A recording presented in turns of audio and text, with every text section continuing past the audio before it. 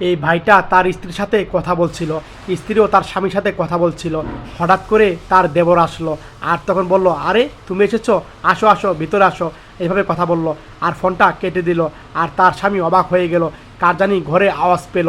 আর তখন তার দেবর ভাবির পাশে বসলো আর তখন তারা দুজনে অনেক গল্প করছিল। আর এদিকে বললো, তুমি থাকো আমি আসছি। আর তখন ভাবি ভিতরে গেল আর এই ভাইটা অবাক হয়ে গেল, ঘরে জানি কে এসেছে। ভাবি রুমে চলে গেল আর তখন দেবরটার অনেক গরম লেগেছিল। এক পর্যায়ে শার্টের গুদাম খুললো আর তখন রুমের দিকে যাচ্ছিল। শার্টটা খুলে তখন এই ছেলেটা ছুপাতে রেখে দিল।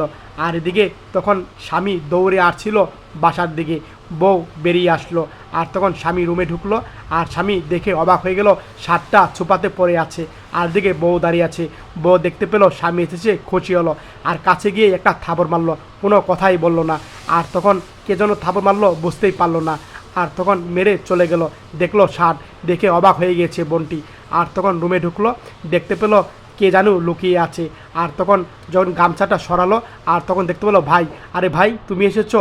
আর তখন এই ভাইটা অবাক হয়ে গেল তার ভাইকে দেখে, ভেবেছিল কে না কে এসেছে। আর তখন দৌড়ে তার বউয়ের কাছে গেল আর বউ এই জায়গা কান্না করছিল। আর ভাইটা তখন অনুতপ্ত হয়ে গেল। আর তখন বউকে ভাইটা তখন ডাকলো, হাত ধরলো।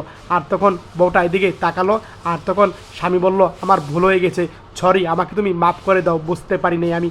এভাবে বউয়ের কাছে ক্ষমা চাচ্ছে। আর বউ তখন খুশি হলো আর বলল, থাক, ভুল হয়ে গেছে, মাফ করে দিয়েছি। আর তখন হাসি দিল। সত্যি ভাই, স্বামী স্ত্রীর ভালোবাসা দেখে মুগ্ধ হয়ে গেলাম।